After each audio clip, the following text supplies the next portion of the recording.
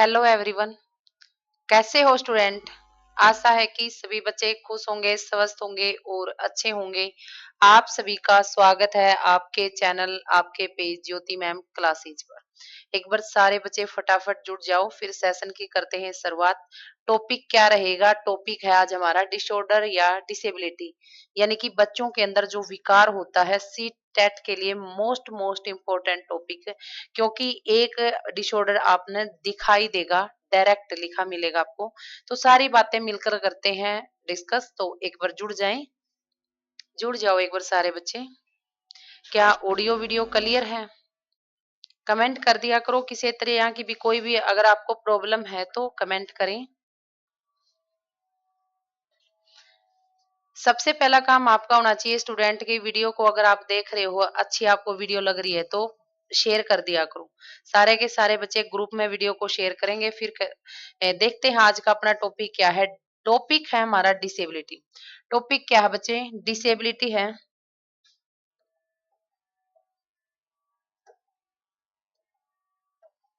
Disability disability विकार अक्षमताएं क्या होता है? सबसे पहले तो हमने विकार का पता होना चाहिए क्या होता है बच्चे। विकार होता है अगर हमारा शरीर व मन में कोई विकार विकार विकार एक रोग होता है बच्चों, रोग। यानी कि किसी भी तरह से व्यक्ति क्या है, एक्टिव नहीं हो पाता, तो वो हमारा क्या हो जाएगा? विकार हो जाएगा। सबसे पहले विकार शब्द किसके द्वारा दिया गया था और कब दिया गया था? जो ये हमारा विकार शब्द है बच्चे, ये सैमुअल द्वारा। कमी होता है बच्चे, विकार रोग व कमी होती शरीर में जो भी कमी है। आप लिख नहीं पाते, आप देख नहीं पाते, आप शरीर का आईज का और हाथ का कांटेक्ट नहीं कर पाते, आप गणना नहीं कर पाते। तो सारी यानी कि किस तरह का विकार है, जो किस तरह की कमी है जो आपको आगे बढ़ने से यानी कि कुछ अलग करने से पीछे धकेलती है, रोकती है। तो विकार शब्द है हमारा किसने दिया था? विकार शब्द की अवधारणा अवधारणा बच्चे किसके द्वारा दी गई थी? सैमुअल सैमुअल क्रिक द्वारा। कब दी गई थी? 1963। कब दिया गया था? 1963 में। यानी कि शरीर मन में किसी भी तरह की कोई भी कमी, वही क्या है? विकार है। वही क्या है? विकार है। विकार की अवधारणा सबसे पहला जो विकार शब्द पे काम किया था, किसने किया था? क्रिक ने किया था। किसने किया था बच्चों? सैमुअल क्रिक ने किया था। यानी कि 1963 में सबसे पहले क्रिक के द्वारा किया गया था। नेक्स्ट देखते हैं। नेक्स्ट है लर्निंग रिलेटेड डिसेबिलिटी, यानी कि अधिगम संबंधी विकार। यानी कि आप देखोगे विकार के कितने टाइप है बच्चों। विकार के अपने 5 टाइप हैं। कितने टाइप हैं? 5। फर्स्ट हमारा क्या हो जाएगा? फर्स्ट हो जाएगा हमारा learning related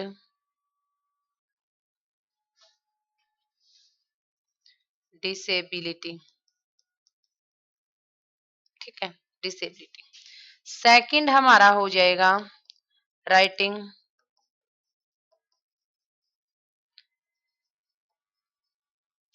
related disability.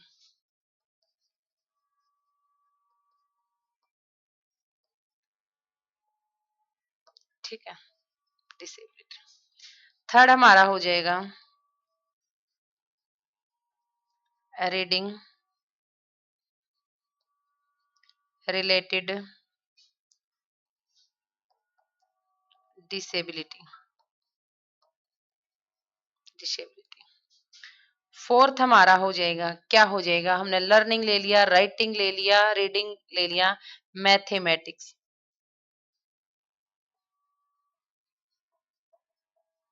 Mathematics related disability. Next हमारा 5 क्या हो जाएगा? 5 होगा बच्चे इसके अंदर हमारा डेवलपमेंट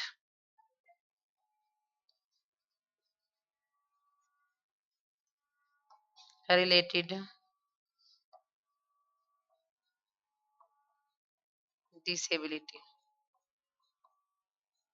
डिसेबिलिटी। ठीक है। यानी कि कितने विकार हैं? अपने 5 विकार हैं। कितने विकार हैं बच्चे? सैमुअल क्रिक ने कितने विकारों का वर्णन किया है? 5 विकार। कौन से होंगे? फर्स्ट है लर्निंग, लर्निंग यानी कि अधिगम संबंधी विकार। फिर है राइटिंग रिलेटेड डिसेबिलिटी यानी कि लेखन संबंधित विकार। रीडिंग रिलेटेड डिसेबिलिटी हमारा क्या हो जाएगा? यानी कि पठन संबंधी विकार।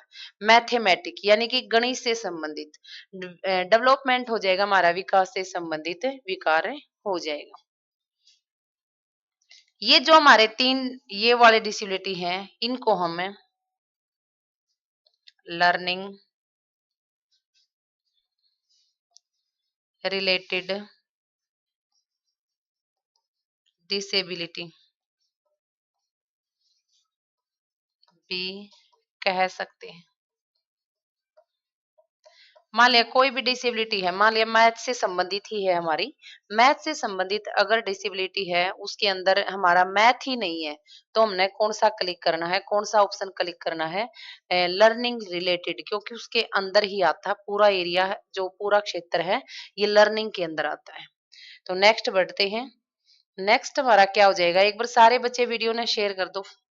सारे बच्चे वीडियो को शेयर करो, फिर चलो सेशन की तरफ बढ़ते हैं कि इसके अंदर विकार कौन से और कैसे डिस्कस करने हैं।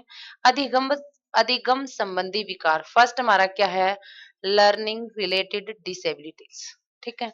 इसमें क्या हो जाएगा स्टूडेंट? इसके अंदर होगा ए लर्निंग डिसेबिलिटी इज प्रॉब्लम, यानी कि क्या है? एक समस्या है।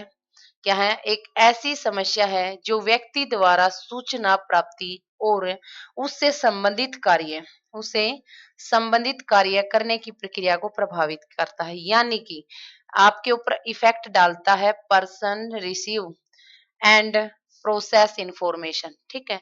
आप सूचना की प्राप्ति करना और संबंधित कार्य या भी कोई भी आप संबंधित कार्य कर रहे हो, उसकी प्रक्रिया को, प्रोसेस को प्रभावित करता है। किसको प्रभावित करता है बच्चों? प्रोसेस को प्रभावित करता है। नेक्स्ट इसके अंदर क्या कहता है? अधिगम असक्त से पीड़ित व्यक्ति को निम्नलिखित में से किसी भी परेशानी से जूझना पड़ सकता है, यानी कि कोई भी प्रॉब्लम, एनी प्रॉब्लम, किसी भी प्रकार की परेशानी से जूझना पड़ सकता है, यानी कि लर्निंग से संबंधित, लर्न नहीं कर पाएगा, अधिगम नहीं कर पाएगा, यानी कि वो चीज को पढ़ नहीं पाएगा, समझ नहीं पाएगा। इसके 3 टाइप हैं। एक हमारा हो जाएगा डिसलेक्सिया। डिसलेक्सिया क्या है? एलेक्सिया से। थर्ड हमारा हो जाएगा हाइपरलेक्सिया। ठीक है ना। डिसलेक्सिया, एलेक्सिया और हाइपरलेक्सिया, इनको देखते हैं नेक्स्ट। जो डिसलेक्सिया है वो हमारा क्या है बच्चों? सबसे पहले जो डिसलेक्सिया शब्द यानी कि खोज किसने की थी? इसकी खोज की थी रुडोल्फ बर्लिन द्वारा। कब की गई थी? 1887 में। रुडोल्फ बर्लिन द्वारा 1887 में 1887 में इसकी सर्वप्रथम खोज की गई थी, डिस्कवर्ड किया गया था। क्या किया गया था? डिस्कवर्ड किया गया था। इसमें वर्णमाला को क्या है? लेक्सिया का मतलब होता है पढ़ना। लेक्सिया क्या होता है? पढ़ना। क्या पढ़ना? वर्णमाला कोई सही नहीं पढ़ पाता। जैसे कि बच्चा क्या करता है? बी को डी लिखता है। ठीक है। डब्लू को एम लिखता है, 6 को 9 लिखता है, 9 को 6 लिखता है। आपको एग्जाम में सेम एग्जाम्पल मिलेगा कि बच्चा 6 को 9 लिख रहा है, 9 को 6 लिख रहा है, बी को डी लिख रहा है, यानी कि उसको क्या है? वर्ण में ही वो क्या नहीं कर पा रहा? लर्निंग यानी नहीं कर पा रहा। तो उसके अंदर क्या हो जाएगा? जैसे देखो, शब्द की पहचान की समस्या नहीं, वर्ण की होगी।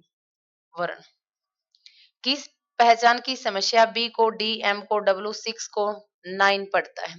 6 को क्या पढ़ता है? 9 पढ़ता है। तो हमारी कौन सी डिसेबिलिटी हो जाएगी? तो हमारी हो जाएगी डिसलेक्सिया। कौन सी हो जाएगी बच्चे? डिसलेक्सिया हो जाएगी। इसमें अनिश्चितता होती है, यानी कि अपने आप बच्चा कंट्रोल नहीं कर पाता। ठीक है ना। निश्चित नहीं कर पाता बी है या डी है। जैसे कि बोल देगा बी, ना ना ना डी, 6 है, ना ना डी, 9 है। मतलब वो खुद कंफ्यूज रहता है, वो निश्चित नहीं कर पाता कि जो वो बोल रहा है वो क्या बोल रहा है। नेक्स्ट है हमारा अलेक्सिया। अलेक्सिया क्या होता है बच्चे, पढ़ने में आंशिक व पूर्ण पूर्ण तरीके से वो शब्द को नहीं पढ़ पाता। क्या है? पूर्ण तरीके से शब्द को नहीं पढ़ पाता। जैसे कि हमने बोल दिया कि शब्द का पढ़ने का शब्द अंधता है, उसको स्पष्ट शब्द नहीं दिखाई देते। जैसे कि वो बाज वाज को क्या करता है, सा पढ़ता है। वाज को क्या पढ़ता है, सा पढ़ता है। तो इस टाइप वो शब्दों को भी क्या कर रहा है, उलट पुलट कर रहा है। वो शब्द की अंधता है, उसको समझ में नहीं आ रहा है वो क्या बोल रहा है। तो कौन सा हमारा हो जाएगा, अलेक्सिया। अलेक्सिया शब्द होता है और डिसलेक्सिया हमारे वर्ण से संबंधित है। नेक्स्ट है हाइपरलेक्सिया। हाइपरलेक्सिया के अंदर क्या होगा बच्चों, शब्दों का छोटा बड़ा दिखाई देना। ठीक है ना? जैसे कि ये वर्ड उस लिख रखे हैं ब्लैक बोर्ड पे, ये कुछ बड़े छोटे, उसको ऐसा लग रहा है कि ये क्या हो रहे हैं, ऊपर उछल रहे हैं। शब्द क्या हो रहे हैं, ऊपर, शब्द ऊपर उछलते हुए दिखाई देते हैं, यानी कि बाउंस होते हुए दिखाई देते हैं। तो किसके अंदर देते हैं, हाइपर, यानी कि वर्ण हाई जाते हैं। क्या है, शब्द क्या है, हाइपर, हाई जाते हैं। तो उसको उछलते हुए दिखाई देते हैं। कैसे दिखाई देते हैं, उछलते हुए दिखाई देते हैं। तो किसके अंदर हो जाएगा, हमारा हाइपरलेक्सिया के अंदर हो जाएगा। फर्स्ट हमने डिस्कस कर लिया लर्निंग से संबंधित। एक बार सारे के सारे बच्चे कमेंट कर दो, जो इतनी बात हमने डिस्कस की है, समझ में आई कि नहीं समझ में आई। किस तरह का कोई भी अगर आपके पास इंफॉर्मेशन है या कुछ भी डाउट है, आपने जो भी लगा, कमेंट सेशन आपके लिए है।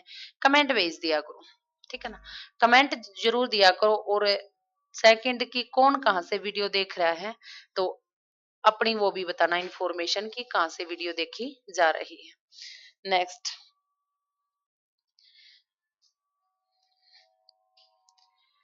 सेकंड हमारा क्या हो जाएगा, सेकंड है बच्चों हमारा राइटिंग रिलेटेड डिसेबिलिटी, यानी कि लेखन संबंधी विकार। बच्चा प्रॉपर तरीके से इसे लिख नहीं पाता। तो क्या दिक्कत आती है लिखने में, कि बच्चा प्रॉपर तरीके से लिख नहीं पाता। तो इसके अंदर हो जाएगा हमारा डिसग्राफिया। सबसे पहले तो आपने यह चीज देखनी है कि इसकी पहचान कैसे करेंगे। लेक्सिया होता है पढ़ना। लेक्सिया क्या होता है, पढ़ना। जिसका भी बाद में अगर आपको लेक्सिया लगा मिला, तो हम देखेंगे कि पढ़ने से संबंधित है, लर्निंग से संबंधित है। साथ ही साथ थोड़ा शब्दों को समझ कर चलना है। और हमारा जैसे कि ग्राफ है, ग्राफ, ठीक है ना? ग्राफ है तो ग्राफ को आप ग्राफ का आपने पता होगा, क्या पता होगा जी, ग्राफ को आप पेन पेंसिल से बनाते हो। अगर कोई भी, जैसे कि आपने ये है, कोई ग्राफ बनाना है, किसी चीज को यहाँ पर दर्शाना है, तो आप किसका यूज कर रहे हो, ठीक है ना? पहले आप ग्राफ बना रहे हो, किसी भी चीज का ग्राफ, कोई भी ग्राफ, बिल्डिंग दिखा रहे हो, कुछ भी, यानी कि ग्राफ पे आप किसका यूज कर रहे हो, पेन पेंसिल का यूज कर रहे हो, आप लेखन कार्य कर रहे हो। ग्राफ का मतलब क्या होता है, लिखने से संबंधित। जिसका भी आपने बाद में ग्राफ लगा मिला है, तो आप समझ जाना हमारा कौन सा लेखक, कौन सा विकार होगा, लेखन यानी कि राइटिंग विकार होगा। तो फर्स्ट हमारा डिसग्राफिया, डिसग्राफिया, फिर हमारा अग्रेफिया, फिर हमारा डिस्प्रेक्सिया और एप्रेक्सिया है। इसके अंदर देखते हैं क्या होगा। फर्स्ट है हमारा dysgraphia. Dysgraphia, it is the disorder the affect development of motor skill.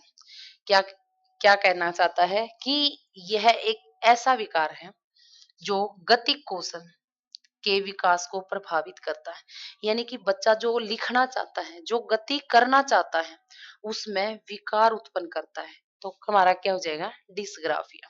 मान लिया मैं यहाँ पे कुछ लिखना चाहती हूँ और मैं प्रॉपर तरीके से लिख नहीं पा रही, तो मेरे अंदर क्या हो जाएगा, डिसग्राफिया डिसऑर्डर हो जाएगा या डिसेबिलिटी हो जाएगी। नेक्स्ट है लिखते समय असामान्य, यानी कि हाथ काम न करना, शरीर में दिक्कत होना, या कागज को हम एडजस्ट नहीं कर पाना। जैसे कि कोई बुक है, उसका पेज है, बच्चा कभी पेज इस साइड जा रहा है, कुछ लिखना चाहता है वो उस साइड, कभी इरेज कर रहा है, यानी कि पेज वहां से फट रहा है, वो मतलब स्थिति ही नहीं, एडजस्ट नहीं कर पाता। तो हमारा क्या हो जाएगा, तो हमारा हो जाएगा डिस्ग्राफिया। तो क्या हो जाएगा बच्चे, इसके अंदर हाथ का संतुलन ना बनना, पेज का संतुलन नहीं बनना, और हमारा क्या हो जाएगा, शरीर का तालमेल बच्चे लिखने के साथ है नहीं बनना। तो हमारा क्या हो जाएगा, हमारा डिसग्राफिया यहाँ पर डिसऑर्डर हो जाएगा। बार बार लिखना, बार बार इरेज करना। जैसे कि मैंने लिख दिया सा, फिर मैं सोचूंगी सा नहीं, मुझे तो वाज लिखना था, फिर मैं इसको इरेज करूंगी। बच्चे ऐसे इरेज करते नहीं, फिर यूं गंदा लगा, फिर उसने दोबारा फिर लिखा। बहुत सारी बातें बार बार बार बार क्या करना, इरेज करने की कोशिश करना। बार बार क्या करना बच्चों, इरेज करने की कोशिश करना, तो हमारा क्या हो जाएगा।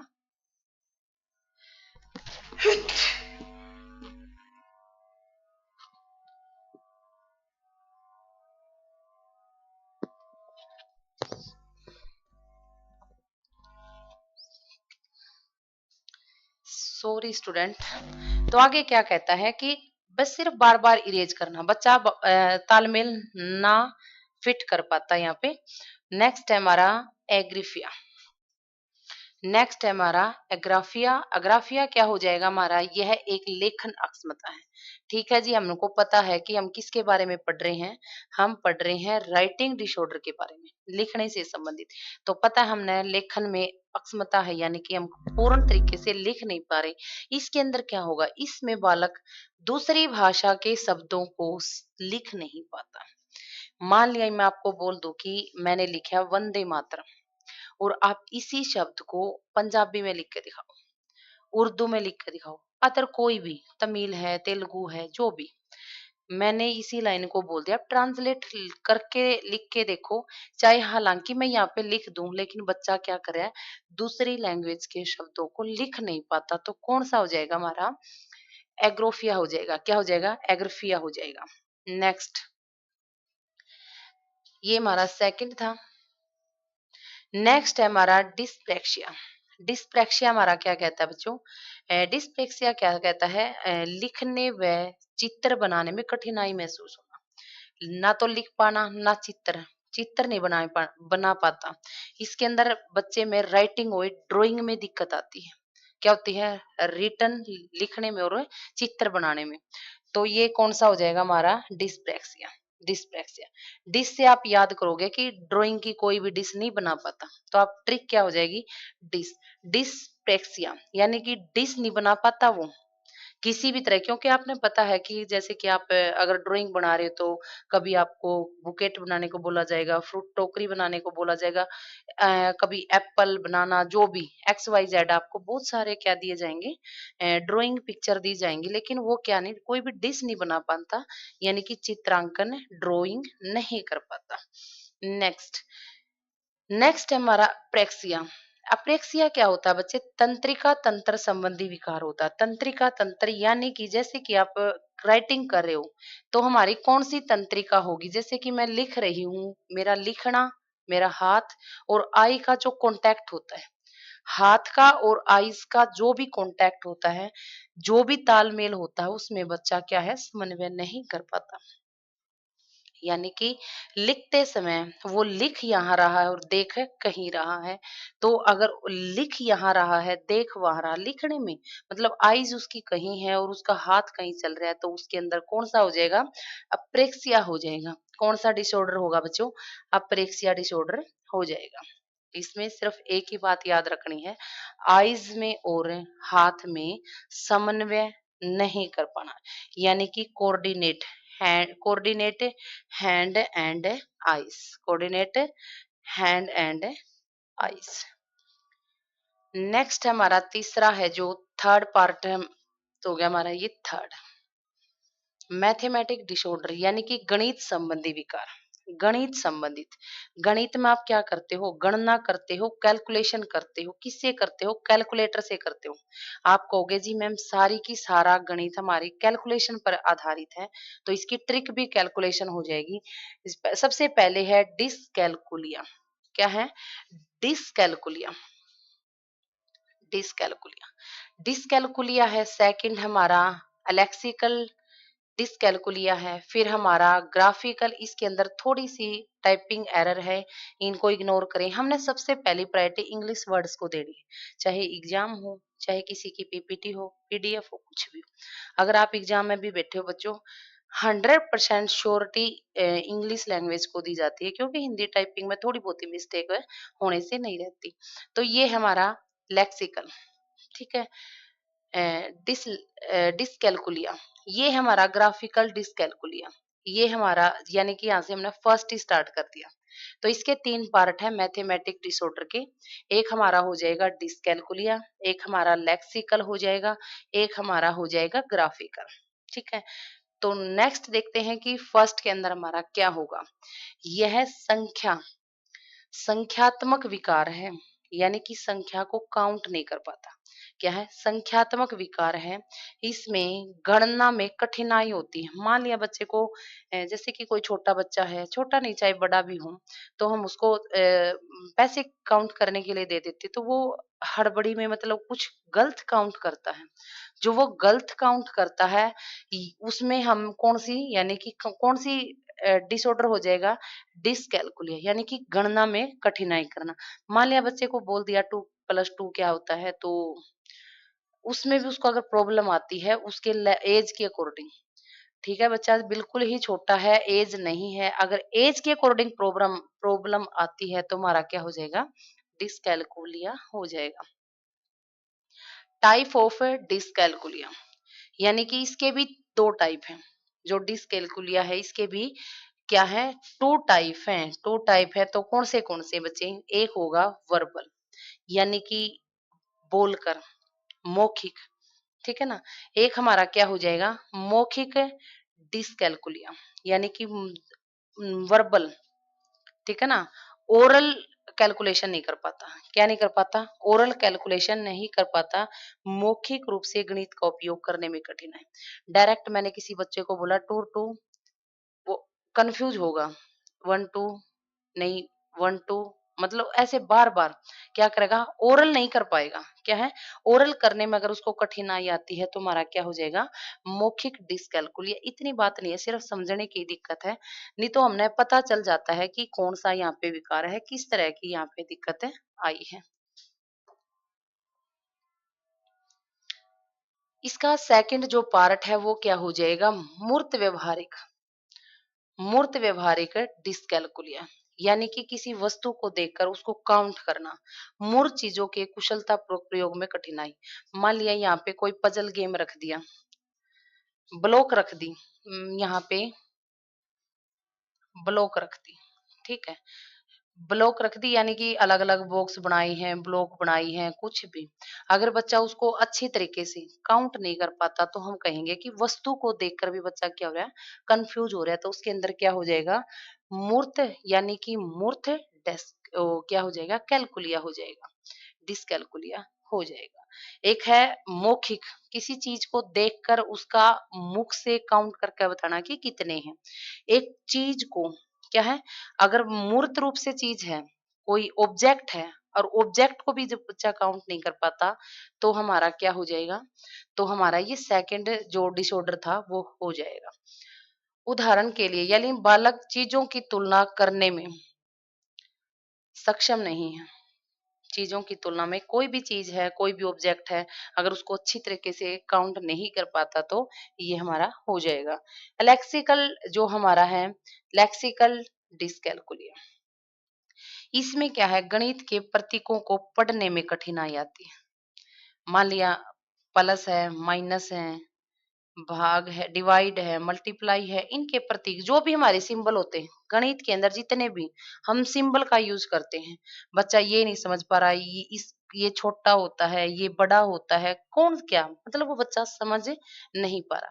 बार बार बोल देते हैं बच्चे, ये छोटा निशान है, ये बड़ा है, ये ब्रैकेट है, कौन सी पहले ब्रैकेट किसका यूज करेंगे, कैसे इनको ओपन करेंगे, यानी कि जो चिन्ह है, जो प्रत्येक है, जो सिंबल है, गणित के जो भी हमारे सिंबल है, बच्चा अगर उसको नहीं समझ पा रहा तो हमारा क्या हो जाएगा, लेक्सिकल डिसकैलकुलिया हो जाएगा। कौन सा हो जाएगा बच्चे, लेक्सिकल डिसकैलकुलिया। उदाहरण के लिए, बालक गणित की भाषा को नहीं पढ़ पाता। ठीक है, हमने समझ लिया कि गणित की भाषा को नहीं समझ पाता। नेक्स्ट हमारा क्या हो जाएगा, ग्राफिकल, ग्राफिकल डिसकैलकुलिया। इसके अंदर क्या है, गणित के प्रतीकों को या ग्राफ पर दिखा नहीं पाता।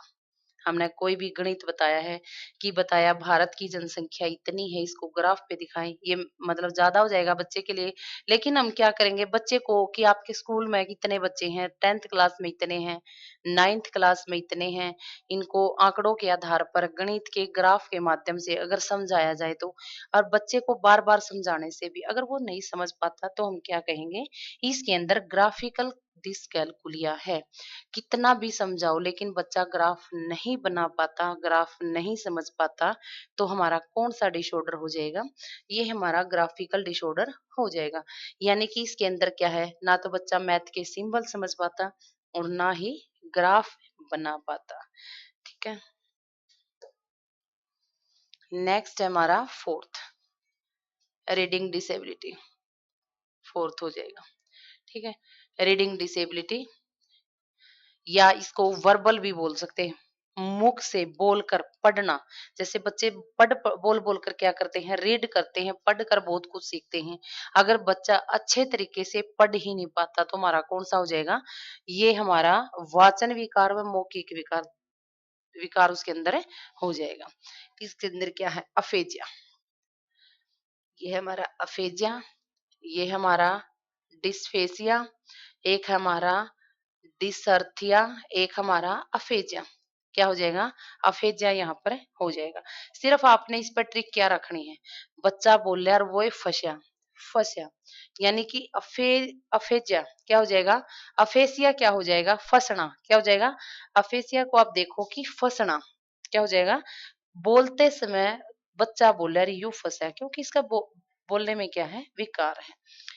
इसका जो फर्स्ट पार्ट है वो यहाँ से हो जाएगा, इसको हम पढ़ेंगे अफेजिया। क्या हो जाएगा? अफेजिया क्या कहता है? A language disorder that affect person ability and communicate, कि जो बच्चा है उसका इफेक्ट है, उसका प्रभाव पड़ता है उसके कम्युनिकेशन पर। वो समाज के साथ, बच्चों के साथ, टीचर के साथ संतुलन नहीं बना पाता। ठीक है? यानी कम्युनिकेट नहीं कर पाता, संवाद नहीं कर पाता, तो किसी भी व्यक्ति के संवाद करने की अक्षमता को प्रभावित करता है। तो कौन-सा हो जाएगा? अफेजिया, यानी कि बच्चा बोल रहा है और वो फँसे। ट्रिक के माध्यम से काम करना है। नेक्स्ट हमारा हो जाएगा डिस्फेसिया। सेकंड हमारा क्या हो जाएगा? डिस्फेसिया हो जाएगा, यानी कि बोलने संबंधित विकार। हमें पता है कि हम बोलने संबंधित विकार पढ़ रहे हैं, तो ये भी क्या है? एक बोलने से संबंधित। फेसिया फँस गया, ऐसे बोलना है, फँस गया। बालक विचारों को अभिव्यक्ति में कठिनाई महसूस करते हैं। कई बार बच्चा क्या होता है कि अपने विचारों को व्यक्त करने में कठिनाई महसूस करता है, शर्म महसूस करता है। कई बार तो ये होता है कि बच्चा शर्म के मारे ही नहीं बोल पाता। किसके रीजन? यानी कि शर्म के मारे नहीं बोल पाता। तो इसके अंदर क्या होता है? अपने विचारों की अभिव्यक्ति, यानी कि एक्सप्रेसिंग थॉट, यानी कि वो अपने थॉट को एक्सप्रेस नहीं कर पाता, लोगों तक पहुंचा नहीं पाता, कम्युनिकेट नहीं कर पाता, संवाद नहीं कर पाता। नेक्स्ट है हमारा डिसर्थिया। क्या हो जाएगा? डिसर्थिया। इसके अंदर क्या है? इसका लास्ट पार्ट है बच्चे, it is a speech related disorder, यानी कि ये भाषण से संबंधित है। किससे बच्चे? भाषण से संबंधित।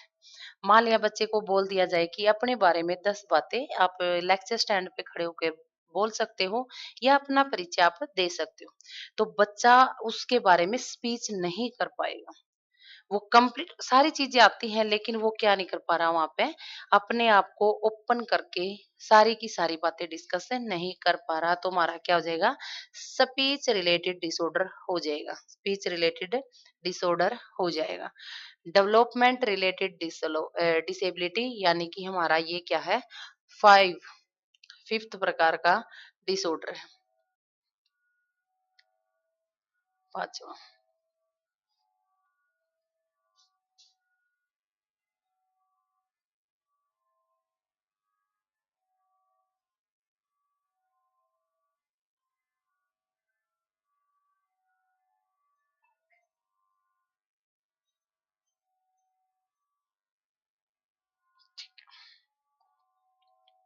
नेक्स्ट इसके अंदर क्या कहता है, डेवलपमेंट रिलेटेड है ये, रिलेटेड डिसेबिलिटी यानी कि विकास संबंधित हमारा जो विकार है, जो डिसऑर्डर है। इसके अंदर इसके भी हमारे कितने हैं, 5 पार्ट हैं बच्चे। एक तो होगा ऑटिज्म, ऑटिज्म स्पेक्ट्रम और डिसऑर्डर। क्या हो जाएगा, ऑटिज्म स्पेक्ट्रम डिसऑर्डर। इसके अंदर क्या होता है, इसकी अगर फुल फॉर्म पूछी जाए तो हमारा एएसडी हो जाएगा। क्या हो जाएगा बच्चों, एएसडी यहाँ पर हो जाएगा। सेकंड है हमारा बुलिमिया नर्वोसा, बुलिमिया नर्वोसा। फिर हमारा हो जाएगा अनोरेक्स, अनोरेक्सिया नवीसा, ठीक है ना, या नर्वोसा है, ये नर्वोसा होगा, नर्वोसा। एक है हमारा सेपरेटिंग एंजाइटिंग डिसऑर्डर यानी कि पृथक्करण चिंता विकार अलग होने से संबंधित जो बच्चे के अंदर चिंता और विकार होता है। और लास्ट हो जाएगा अटेंशन, यानी कि बच्चा अटेंशन दिमाग नहीं लगा पाता, attention deficient hyper active disorder. क्या हो जाएगा, हाइपर एक्टिव डिसऑर्डर, यानी कि इसको बोल दिया जाता है एडीएचडी। मोस्ट मोस्ट इम्पोर्टेंट है, बच्चा अपना ध्यान यानी कि नहीं लगा पाता, तो मोस्ट मोस्ट इम्पोर्टेंट जितना भी हो आप लिख लेना, ये हमारा मोस्ट इम्पोर्टेंट है।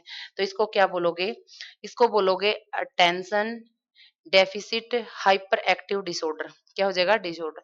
तो फर्स्ट पढ़ते हैं, फर्स्ट हमारा क्या है, ऑटिज्म स्पेक्ट्रम डिसऑर्डर। इसके अंदर क्या कहता है, इसके अंदर कहता है कि यह एक जटिल विकासात्मक स्थिति है, यानी कि कॉम्प्लेक्स है डेवलपमेंट, कॉम्प्लेक्स डेवलपमेंट है, कंडीशन है। क्या कहते हैं, जिसमें सामाजिक संपर्क, भाषण, अशाब्दिक संचार, प्रतिबंधित दोहराए वाले व्यवहार में लगातार चुनौतियां होती हैं, यानी कि चैलेंज होते हैं, उसको बार बार चैलेंज होते हैं इन सोशल इंटरेक्शन समाज के साथ। बोला जाता है कि जैसा कि समाज है उसके अकॉर्डिंग हमें अपना बिहेव करना चाहिए। अगर आप घर परिवार में बातचीत करें तो उसका अलग तरीका होता है, आप अपने दोस्तों के साथ अलग तरीके से, टीचर के साथ बोलने का तरीका अलग होता है, यानी कि हर वो बच्चा क्या है, सोशल इंटरेक्शन नहीं कर पाता, ठीक है, या कहीं भी उसको स्पीच देना अपने बारे में 10 लाइन वो नहीं बोल पाता। नॉन वर्बल क्या है, नॉन वर्बल अशाब्दिक संचार वो नहीं कर पाता, तो नॉन वर्बल कम्युनिकेशन। तो वो बच्चा क्या करता है, उसके अंदर हमारा क्या हो जाएगा, ऑटिज्म एएसडी डिसऑर्डर हो जाएगा। ऑटिज्म वाला बालक क्या करता है, ऑटिज्म वाला बालक सबसे अलग रहता है। अलग रहने का क्या रीजन होता है कि वो समाज से दूरी बनाकर रखता है, अपने आप को एकांत में रखना चाहता है, क्योंकि उसको बच्चे ये जो समाज से संबंधित है, इंटरेक्शन नहीं करना था, कम्युनिकेशन नहीं करना था, वो चिंतित रहता है। और इस डिसऑर्डर को अलग अलग किया जाता है, दूर किया जाता है, तो ये होता है समाज का, परिवार का उस बच्चे के साथ ज्यादा से ज्यादा कांटेक्ट होना, ज्यादा से ज्यादा बातचीत होना। नेक्स्ट, तो इसी में देखो, इसमें क्या कहता है, बालक अपने आप में रहता है, बिल्कुल अकेले, सिर्फ अपने आप में रहता है, किसी से बोलना पसंद नहीं करता, यानी कि वो स्पीक ही नहीं चाहता, वो नहीं बोलना चाहता किसी से। नेक्स्ट है, ऐसे बालक जल्दी उदासीन हो जाते हैं, ठीक है ना, यानी कि वो जल्दी उदास होते हैं, क्योंकि उनको अकेलापन क्या होता है, अंदर ही अंदर खाए जाता है। नेक्स्ट, चीजों का उच्चारण बार बार करते हैं, अगर उसको बोल दिया आपने अपने बारे में 10 लाइन बोलनी है या कुछ भी उसको हम बोल रहे हैं, तो वो उन चीजों को बार बार उनकी पुनरावृत्ति करता है। क्या करता है, उनकी बार बार पुनरावृत्ति कर रहा है, तो ये क्या हो जाएगा, चीजों का बार बार उच्चारण करते हैं, तो कौन सा डिसऑर्डर हो जाएगा, एएसडी हमारा डिसऑर्डर हो जाएगा। नेक्स्ट है बुलिमिया नर्वोसा। बुलिमिया नर्वोसा क्या होता है बच्चों, आपको कैसे याद रखना है, आप इसको एलुमिनिया, ठीक है ना, नर्वोसा कुछ ऐसा करके, यानी कि सारा दिन खाने का ही क्या होता है, ये डिसऑर्डर होता है कि बच्चे को सारा दिन कुछ ना कुछ खाने को चाहिए, वो मतलब बार बार तेजी से भूख लगना, ऐसा क्या है, इस ये डिसऑर्डर है, आदतों द्वारा परिभाषित, यानी कि एक खाने का विकार है, क्या है? एक खाने से संबंधित विकार है कि व्यक्ति के शारीरिक और मानसिक स्वास्थ्य को नकारात्मक रूप से प्रभावित करता है। अगर आप सारा दिन मम्मी अब ये खाना है, वो खाना है, ये खाना वो, सारा दिन अगर खाने की बात है तो आप कहीं न कहीं मानसिक और शारीरिक रूप से क्या हो? बीमार हो। नेक्स्ट क्या कहता है? इस विकार में लोग बहुत अधिक खाते हैं। बहुत ज़्यादा खाते हैं, बहुत ज़्यादा खाते हैं और स्वयं को भोजन से मुक्त करने का प्रयास करते हैं, कोशिश करते हैं। इस ये डिसऑर्डर क्या है, उसको जकड़ रखा है कि वो सारा दिन खाए, लेकिन इससे मुक्त होना चाहते हैं, लेकिन अगर ये डिसऑर्डर है तो मुक्त नहीं हो सकते। नेक्स्ट हो जाएगा बच्चों हमारा, नेक्स्ट है हमारा नरोक्सिया। नैरोक्सिया नर्वोसा क्या है? इसके अंदर क्या कहता है? इसके अंदर हो जाएगा, इस विकार में लोगों का वजन बढ़ने का गहन डर होता है। ठीक है, मेरा वजन बढ़ रहा है, मतलब अपने आप को क्या करता है कि मेरा नहीं वजन बढ़ रहा है, तो वो उसके अंदर क्या है, उसको वहम होता है कि मेरा वजन बढ़ने का गहन डर होता है, इसलिए वे इस डर को प्रतिबंधित यानी कि कम करने के लिए भोजन को खाना बंद कर देते हैं। ठीक है? भाई इस एक ये डर होता है, नर्वोसा हमारे 2 हैं, नर्वोसा आपने क्या करना है 2 हैं, एक तो बुलिमिया, बुलिमिया क्या होता है? बुलिमिया क्या होता है बच्चों? ज़्यादा खाना, भूल जाते हैं कि आपकी कंडीशन कैसी है, सिचुएशन कैसी, सिर्फ सारा दिन खाने से संबंधित बातें होती हैं। एक हमारा है एनोरेक्सिया, एनोरेक्सिया ये लड़कियों में ज़्यादा होता है, क्योंकि लड़कियाँ अपने आप को फिट रखने के लिए, अपने आप को फिट रखने के लिए समाज में एक अच्छी नज़र से यानी कि अपने आप का अच्छा स्टेटस दिखाने के लिए क्या करती हैं, टाइम टू टाइम खाना बंद कर देती हैं, यानी कि इस डर से कहीं उसने कुछ खाया और उसका वजन ना बढ़ जाए। वजन बढ़ने का बहुत ज़्यादा डर होता है और इस डर को कम करने के लिए, कंट्रोल में करने के लिए वो क्या करती है, भोजन को बंद कर देती है और अधिक से अधिक व्यायाम करना स्टार्ट कर देती है। तो हमारा क्या हो जाएगा? ये हमारा एनोरेक्सिया हो जाएगा। आप नो, नोर, नो ट्रिक हमारी नो, नोर और क्या होगा, किसके अंदर है ये? लड़कियों के अंदर है, जाया नहीं पाया जाता है बुलिमिया, यानी कि उसको कोई बीमारी है, भूल जाता है कि उसने अभी खाना खाया है या नहीं है। नेक्स्ट, इस विकलांगता में लोग खाने की इच्छा को मार लेते हैं, यानी कि भूल जाते हैं खाना, में इच्छा को मार लेते हैं। नेक्स्ट एंड हमारा जो आज का लास्ट स्लाइड है इसकी, तो क्या होगा इसके अंदर, ये क्या है, सेपरेशन एंजाइटी डिसऑर्डर, पृथक्करण यानी कि अलग चिंता विकार होना। मान लिया अगर किसी बच्चे ने पता है कि उसके मम्मी पापा का ट्रांसफर हुआ है तो वो उनसे अलग हो जाएगा, यानी कि इसी चिंता में वो क्या होता है, ये विकार उत्पन्न होता है।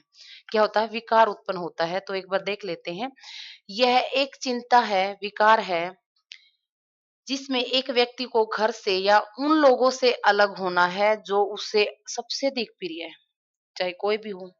दोस्त हो सकता है, समाज हो सकता है, परिवार हो सकता है, स्कूल हो सकता है, समुदाय हो सकता है, एक्स वाई जेड कुछ भी हमारा यहाँ पे हो सकता है। अत्यधिक चिंता का अनुभव होता है कि मैं अपने प्रियो को छोड़कर कैसे जाऊंगा, जिनसे व्यक्ति एक मजबूत भावनात्मक लगाव, जिसके साथ एक मजबूत भावनात्मक, यानी कि हम बोल देंगे इसको इमोशनल अटैचमेंट होती है। क्या होती है?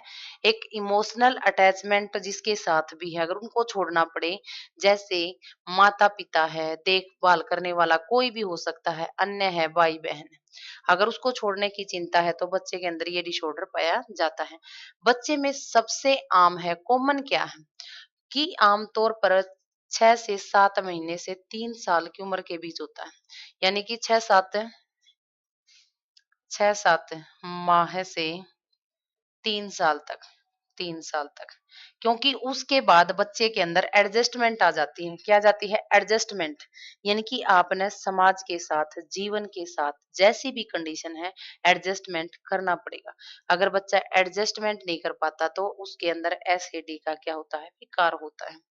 नेक्स्ट हमारा लास्ट है अटेंशन डेफिसिटी हाइपर एक्टिव डिसऑर्डर, यानी कि बच्चा क्या होता है? हाइपर होता है। बच्चा क्या होता है? बहुत ज्यादा हाइपर होता है। बच्चा एक जगह हाइपर होके बैठ नहीं सकता। क्या है? बैठ नहीं सकता, उछलता रहता है, कूदता रहता है, कहीं भी अपने आप को टिका नहीं पाता, तो वो होता है हमारा यानी कि अटेंशन होता है। अटेंशन हमारा क्या होता है बच्चों? ध्यान होता है। क्या होता है स्टूडेंट? ध्यान होता है। ध्यान ध्यान नहीं लगा पाता, जैसे कि एडीएसडी वाले बच्चों को ध्यान देने, ठीक है, व्यवहारों को नियमित करने में परेशानी होती है कि जो व्यवहार नियमित चल रहे हैं उनको लगातार अपनी लाइफ में बनाए रखने के लिए, एडजस्टमेंट के लिए समस्या होती है, परेशानी होती है। परिणाम क्या होगा इसके बारे में सोचे बिना कि आप ये इस तरह की हरकत करो, उसका भी रिजल्ट क्या होगा ये सोचे बिना वो क्या करते हैं, अत्यधिक सक्रिय होते हैं, उछल कूद करते रहते हैं, अत्यधिक एक्टिव होते हैं। क्या होते हैं बच्चे? ओवरली एक्टिव होते हैं। ठीक है। एक होता है ओ मतलब एक्टिव, ठीक है, हमें काम के प्रति एक्टिव होना चाहिए, जितनी भी हमारी जो भी कंडीशन है उसके अकॉर्डिंग हमने एडजस्टमेंट यहाँ पे करनी होती है। एक ओवरऑल, ठीक है। नेक्स्ट है बच्चे ज्यादातर उतावले होते हैं। क्या होते हैं? बच्चे ज्यादातर उतावले होते हैं। एक मिनट स्टूडेंट,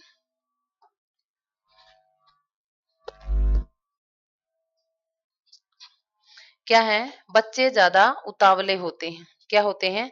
उतावले होते हैं। इनमें उतावलापन होता है, शांत नहीं बैठ सकते और अपना ध्यान एक जगह केंद्रित नहीं कर सकते। जैसे कि मैं आपको टीच करा रही हूँ, अगर किसी भी बच्चे के अंदर ये हमारा एडीएसडी अगर डिसऑर्डर है, इसके अंदर बच्चा वो टिक कर कंप्लीट क्लास नहीं ले पाएगा, क्योंकि उस बच्चे के अंदर उतावलापन होता है, वो बच्चा ओवर एक्टिव होता है, ठीक है ना? इधर-उधर उसका ध्यान होता है, वो एक जगह पर अपने ध्यान को केंद्रित नहीं कर पाता, ठीक है? तो आज हमने बच्चों कंप्लीट ये जो डिसऑर्डर है इसके बारे में पूरी की पूरी इन्फॉर्मेशन आपको दी है। एक बार सारे के सारे बच्चे कमेंट कर दो कि आपको बात समझ में आई कि नहीं समझ में आई। किसी भी तरह की कोई परेशानी नहीं होनी चाहिए बच्चे।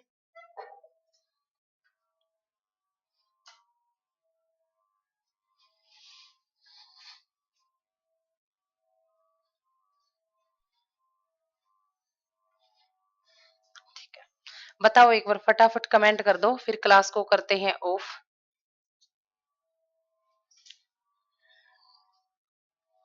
करो फटाफट कमेंट।